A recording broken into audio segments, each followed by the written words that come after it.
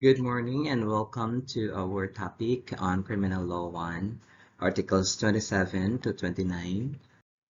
We have here Section 1, Duration of Penalties.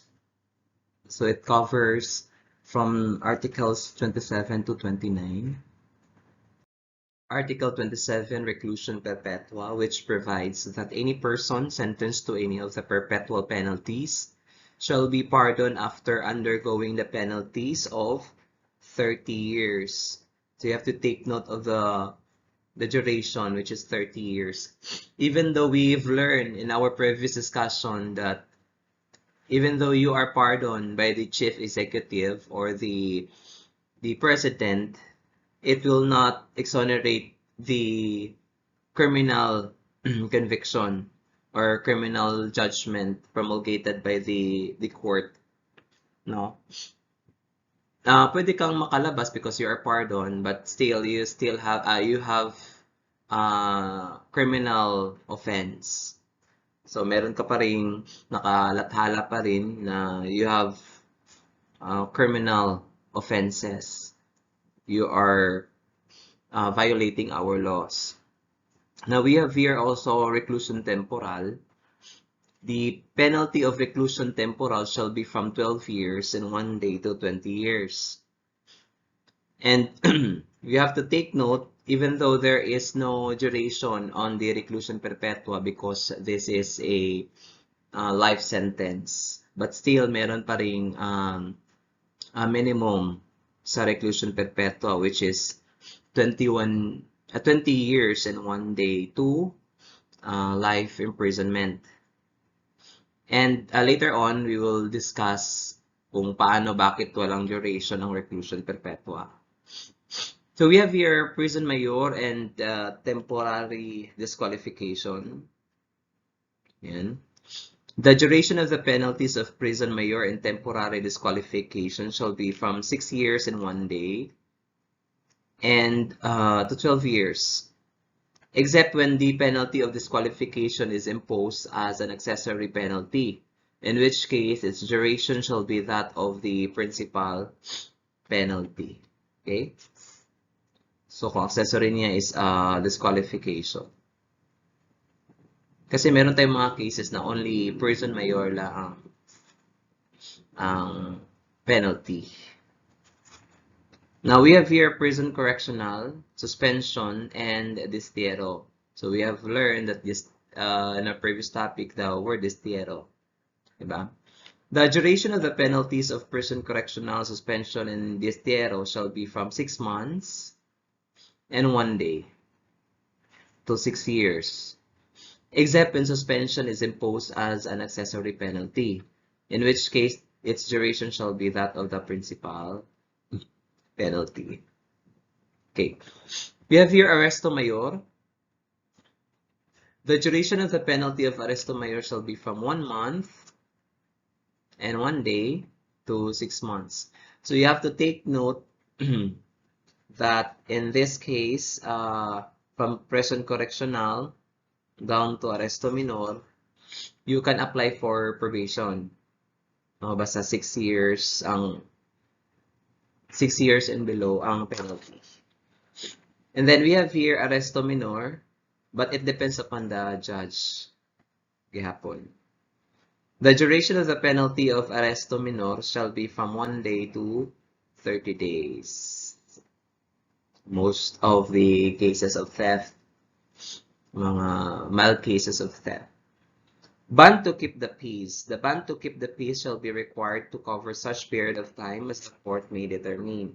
So, meron tayong tinatawag na bond, yung sinasabi ko sa inyo na bail bond. No, that's a temporary liberty, but it will not exonerate your criminal liability nor your civil liability. So we have here, para mas madaling maintindihan natin yung mga category and duration of the penalties. We have here reclusion perpetua, 20 years and 1 day to life sentence. We have here reclusion temporal, 12 years and 1 day to 20 years. Prison mayor and temporary disqualification, 6 years and 1 day to 12 years. Prison correctional, suspension and destierro, 6 months and 1 day to 6 years. Arresto mayor, 1 month and 1 day to 6 months, and arresto menor, it is 1 day to 30 days. When the law fixed the duration of reclusion perpetua, has it become a divisible penalty? Because as a general rule, reclusion perpetua is indivisible penalty, meaning to say it should not, the duration of the penalty should not be fixed. Because kung divisible penalty, ang duration is fixed by the law. Now, the court ruled here, no, although Section 17 of RA 7659 fixed the duration of reclusion perpetua from 20 years and 1 day to 40 years. No, there was no clear legislative intent to alter its original classification as an indivisible penalty. Now, if reclusion perpetua were classified as a divisible penalty, then Article 63 would lose its reason and the basis for existence. So there is no express provision that they want to alter its original classification as an indivisible penalty. Even though there is a promulgation of RA 7659, no, coming from the legislator, but there is no intent to repeal the original classification that it is an indivisible penalty. There are also other provisions involving reclusion perpetua, such as Article 41 on its accessory penalties and Articles 61, Paragraph 2 and Paragraph 3, which have not been correspondingly amended. If you really want to have a clear view of this definition, you can read the case of People versus Lucas. Now, this ruling modified the decision in the same case, so dated May 1994, which held that reclusion perpetua had become a divisible penalty. Now, reclusion perpetua remains indivisible notwithstanding the fixing of its duration. Hence, it is error to impose 30 years of reclusion perpetua. Accused should suffer the entire extent of 40 years. So, People versus Arojado, if you really want to have a clear understanding, you have to read the People versus Arojado case. What was the reason for fixing the duration of reclusion perpetua? It would be absurd and violative of the scales of penalties to reckon the minimum of reclusion perpetua at 30 years, since there would be a resultant lacuna gap whenever the penalty exceeds the maximum 20 years of reclusion temporal but is less than 30 years. So lahat ng mga cases in which the penalty is 20 years and 1 day considered as reclusion perpetua. Is a penalty exceeding 20 years within the range of reclusion perpetua? Yes, there is a legal basis both in law and logic for PD 818 to declare that any penalty exceeding 20 years is within the range of reclusion perpetua. May the convict sentenced to reclusion perpetua be allowed to remain on bail pending appeal? The court ruled here, no. Bail shall be granted to those charged with an offense, which under the law at the time of its commission and the time of the application for bail is punishable by reclusion perpetua when evidence of guilt is strong. So, as a general rule, no bail shall be granted to those charged with an offense, which is punishable by a reclusion perpetua. What is the minimum period of imprisonment of reclusion perpetua? Reclusion perpetua entails imprisonment of at least 30 years, but the statement in the dispositive portion of the decision of the trial court that the penalty is equivalent to 30 years gives the impression that after that period, the convict is to be immediately set free.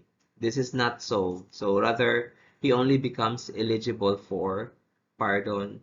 So after 30 years of serving the minimum period, we talk about minimum period of imprisonment of reclusion perpetua is 30 years. So after he or she serve the minimum imprisonment of 30 years, pwede siyang mapardon ng chief executive or ng president. Okay? What is the rationale of the penalty of reclusion perpetua? The provision's intendment is that a person condemned to undergo the penalty of reclusion perpetua shall remain in prison perpetually, or for the rest of his natural life. However, he becomes eligible for pardon by the chief executive after he has been in prison for at least 30 years, unless he is deemed unworthy of such pardon. Only if you are not, unless you are worthy for such pardon, but if you are unworthy for such pardon, then you cannot be pardoned by the president. Now we have here reclusion temporal, 1 degree lower from reclusion perpetua, is the most severe of the divisible penalties, which duration of 12 years and 1 day to 20 years. So again, we talk about divisible penalties. It fixed the duration of the said penalties. Only 1 day separates the divisible penalty of reclusion temporal from the indivisible penalty of reclusion perpetua. Both have the same accessory penalties of civil interdiction and perpetual absolute disqualification. When we talk about perpetual, habang buhay na disqualified ka to hold a public office. It is an afflicted penalty under Article 25, and therefore it is attached to grave felonies. It prescribes 15 years. Now we have here prison mayor. The medium period of prison mayor is from 80 years and 1 day to 10 years. It is entirely wrong to describe 12 years, 5 months, and 11 days as a medium period of prison mayor.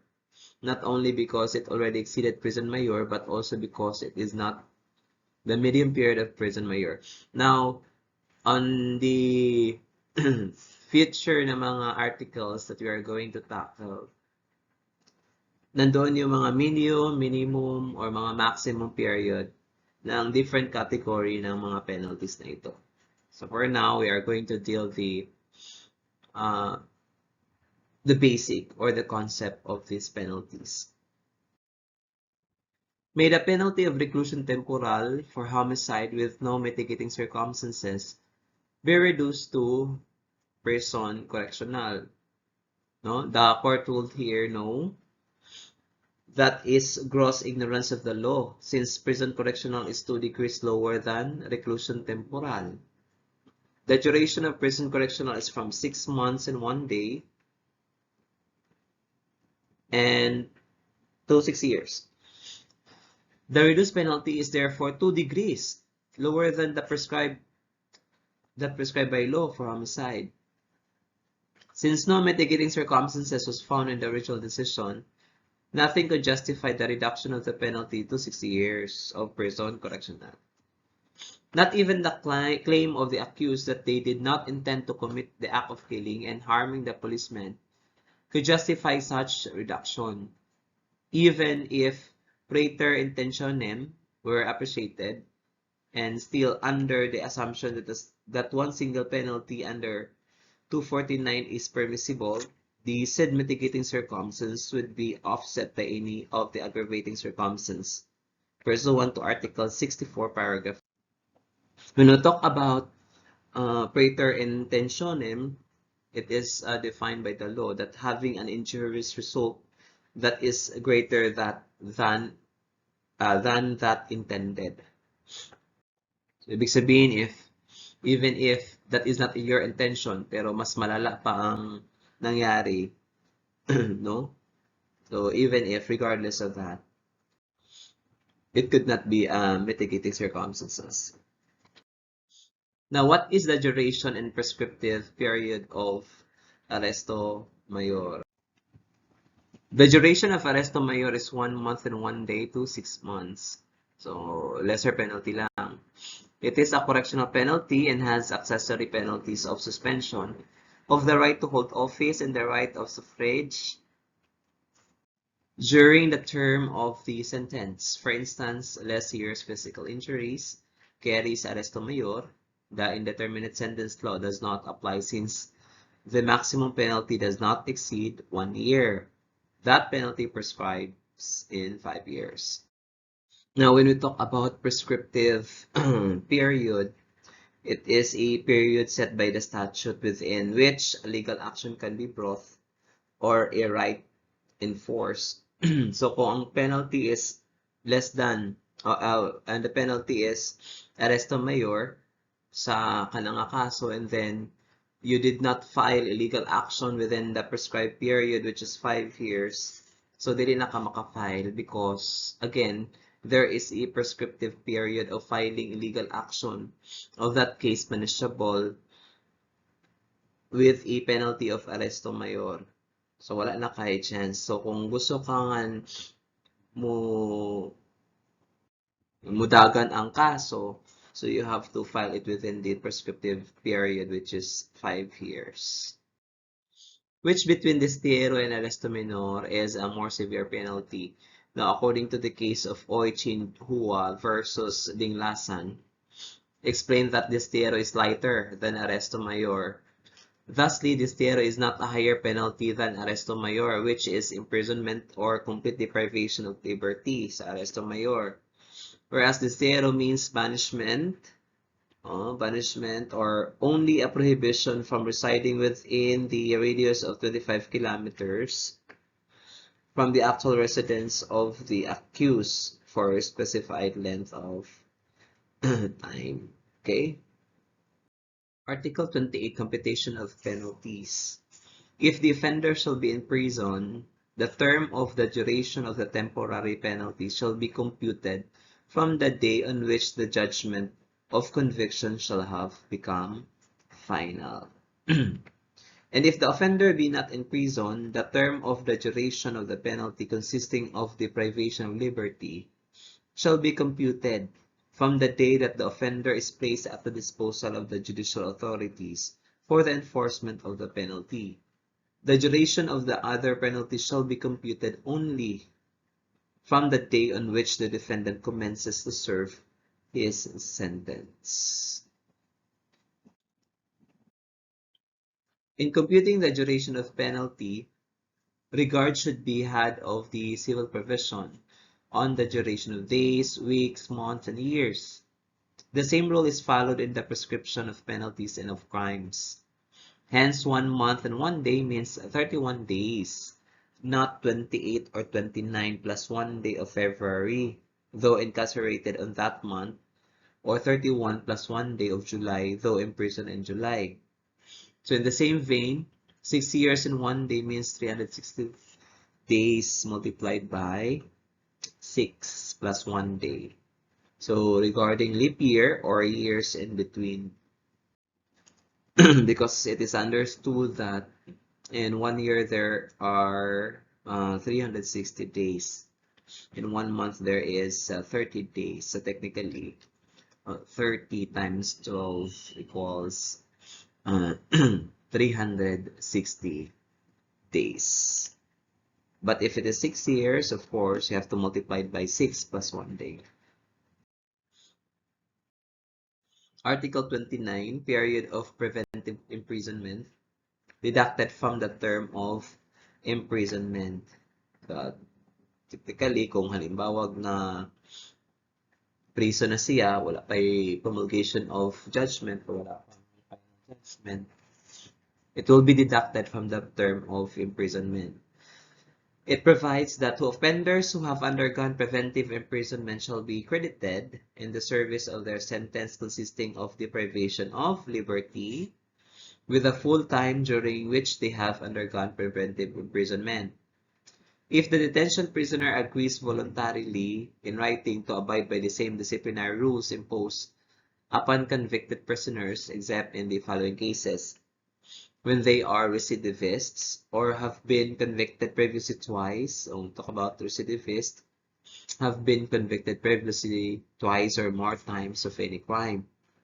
And when, upon being summoned for the execution of their sentence, they have failed to surrender voluntarily or they are fugitive to justice. If the detention prisoner does not agree to abide by the same disciplinary rules imposed upon convicted prisoners, he shall be credited in the service of his sentence with 4/5 of the time during which he has undergone preventive imprisonment. So that was amended by Republic Act 6127. So again, there is a waiver to be executed by those who preventively imprison. No, nga ang iyang upbringing, ang ilang trato sa mga prisoners, whether they are convicted or not yet convicted, is the same lang. No, nagi na sila permahanan. And then, whenever an accused has undergone preventive imprisonment for a period equal to or more than the possible maximum imprisonment of the offense charged to which he may be sentenced and his case is not yet terminated, he shall be released immediately without prejudice to the continuation of the trial thereof or the proceeding on appeal, if the same is under review. So for example, ang sentence is only, magpalagay natin 6 years, and then nanas sa prisuhan mga 6 years or almost 7 years. So pagawaso na siya immediately, but without prejudice to the continuation of the trial. Nalang gihapon ang trial, pero since ang iyang penalty is 6 years, makakagawas na siya. In case the maximum penalty to which the accused may be sentenced is destiero, he shall be released after 30 days of preventive imprisonment. So kung iyang penalty is destiero lang, immediately after 30 days of preventive imprisonment, ma-release na siya. Okay? What is purpose of preventive imprisonment?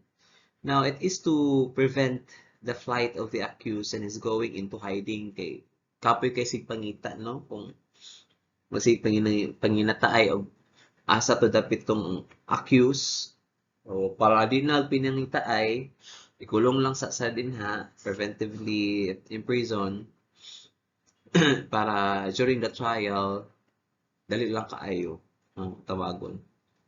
The accused is detained if the offense is not bailable. You have to take note of this. If it is not bailable or punishable by reclusion perpetua, they will be detained. No? If bailable, he cannot post bail and he is not qualified for recognizance. So kung ang case is bailable and then wala ka naka-post of bail, you cannot have a temporary liberty. And he is not qualified for recognizance. So kung dili ka qualified for recognizance, like ang mga recognizance mong good, it says that it is any person in custody who cannot post bail due to poverty. No, kung tungkol sa kapobrehon, they are qualified or they are categorized as recognizance, or they will be qualified for recognizance. Pwede sila makagawas even though they don't have any bail to post. Pero kung if you are not categorized on that certain circumstances, dili gyapon ka kagawas. Kung halimbawa dato kay kanya wala ka post of bail, or you have some certain property and you cannot post bail, you cannot have temporary liberty, no, without posting a bail. But provided kaning qualified for recognizance, they are under the custody of a qualified member of the barangay or city or municipality where the accused resides. Ngitadto ka ng pledge that they will bring this accused during the trial. Now, the offense is not bailable if it is punishable with death or reclusion perpetua, and the evidence of guilt is strong. The mere fact that it is a capital offense does not per se make it non-bailable. There is other requirement that the evidence of guilt is strong. Okay? And you have to take note that the offense is not bailable if it is punishable with death or reclusion perpetua. Ganun siya. And, with coupled with the evidence of guilt is strong. So if the guilt is not strong, then you could post a bail. So there there is other requirement that the evidence of guilt is strong. How will the time spent in prison by the detention prisoner be credited? Its full credit is given to the detention prisoner who agrees voluntarily in writing to abide by the same disciplinary rules imposed on convicts unless he is a recidivist, or when upon being summoned for the execution of his sentence, he failed to surrender voluntarily. Otherwise, he shall be given 4/5 credit. So 4/5 of katong na-serve na niya, like for example, 12 years, 4/5 of 12 years, ang ma-credit sa iya if he is a recidivist or fugitive to justice. If the maximum penalty imposable is distero, the accused shall be released after 30 days of preventive imprisonment because arresto minor, 1 to 30 days, is a more severe penalty than distero under Article 70. So that's People versus Duarte. You have to take note na ang arresto minor, even if it is penalized or the penalty is 1 to 30 days, mas severe siya nga penalty compare sa distero. So, after 30 days, ginahan mapagawas na ang accused. What is the remedy when the person has already served the maximum penalty imposable? The appropriate remedy is to file a petition for habeas corpus. Now, when we talk about habeas corpus, or sa simple term, show me the body. So, mag-file ang lawyer of habeas corpus, no? Para pagawason, of course, tong prisoner who served maximum penalty imposable to him. Okay, it's a fundamental right of a certain criminal, certain accused or a certain person who served the maximum penalty imposable to him and then naghapon siya sa prison. No? So, kailangan mag-file og habeas corpus sa ang lawyer in order for him to go out from the prison.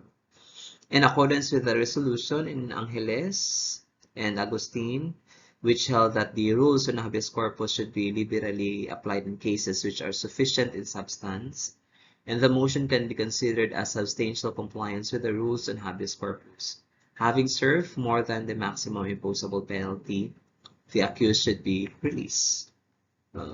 Release gina siya after the service of sentence in more than the maximum imposable penalty. Can a convict be released on bail or cognizance? So you have to take note that he is a convict. Oh? You have to take note of the word convict. Convicted na siya. There is a promulgation that he committed the crime. Of course, as a general rule, it's no. It is patently erroneous to release a convict on recognizance. Section 24, Rule 114 of the Rules of Court prohibits the grant of bail after conviction by final judgment and after the convict has started to serve sentence. The only exception thereto is when the convict has applied for probation. For example, 6 years and below lang ang imposable penalty, then he could apply for probation and he will be released, no, from the service of sentence, and he commences to serve sentence, provided the penalty and the offense are within the purview of the probation law. In what instance can a convict be allowed to post bail pending appeal? So, for example, na anay conviction from the RTC, and then you appeal, no, to the higher court. But we have here, regardless of the nature of the appeal, whether it is on question of fact or purely legal issues, the right to bail pending appeal remains unabridged. The right after conviction may be a matter of discretion, but it does not appear in this case that the lower court denied bail upon consideration of certain facts and circumstances that relate to the possibility of petitioner absconding to thwart the process of criminal justice, which is the primary consideration in granting or denying bail, for it is not so much in the imposition of the allegedly excessive penalty that habeas corpus might lie. For appeal is the proper remedy but in the denial of bail without sufficient warrant that the detention of petitioners is illegal. While the petitioners pleaded guilty and their appeal is only on question of law, the questioned sentence has not become final as to give warrant to petitioners' detention pending appeal without right to bail.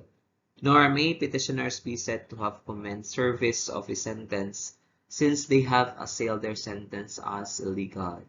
And the lower court's reason for denying bail pending appeal is therefore legally untenable. Petitioners should have been allowed to post bail for their provisional liberty while their appeal is pending on the court. So, pwede. Okay, regardless of the nature of appeal. That is the case of Zafra versus City Warden. Will the convict who was imposed of the penalty of reclusion perpetua or destero be credited of the time of his preventive imprisonment? Yes. So that's very clear in Article 29 on the deduction of the period of preventive imprisonment applies where the accused is sentenced to destero because destero also constitutes deprivation of liberty. And so with offenders who have undergone preventive imprisonment, even if the penalty imposed is reclusion perpetua, because it does not make any distinction between temporal and perpetual penalties. Apply hapon siya sa tanan. So kung nag-serve na siya of 20 years in preventive imprisonment, yung iyahang sentence is 30 years. No, kung na-convict siya after 20 years, kayo sa idugay ba ang kaso, na-convict siya after 20 years, so mag-start, ang reckoning period sa pag-count sa iyahang service of sentence is from the time na na-imprison siya, no, nasa sa preventive imprisonment, mga category. So dito, then 10 years na lang ang iyahang i-serve after the promulgation of judgment. More so since reclusion perpetua now has a fixed period, although still indivisible. Okay, so perhaps that's the end of articles 27 to 29, and I uploaded the link for your oral recitation on article 28. I hope you are going to memorize that one with your heart because ang mga ginagawa ng professor is for the sake for you to pass your licensure examination and eventually will become a police officer, 1, 2, or even chief of police in the coming future. Okay? Good luck and God bless, and once again, good morning.